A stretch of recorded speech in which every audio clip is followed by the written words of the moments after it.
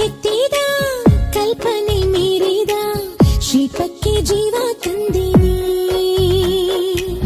ಮಂಜಂತೆ ತಂಪನು ತಂದವಳೆ, ಕಲ್ಲಲ್ಲೂ ಪ್ರೀತಿಯ ಕಂಡವಳೆ. ಮಿಂಚನ್ನೆ ನಾಚಿಸು ನನ್ನವನೇ, ಮುತ್ತಿನ ಮಳೆಯ ಸುರಿದವನೇ. ರಮಿಸಿ ರಂಜಿಸಿ ಬಾಳೋಣ.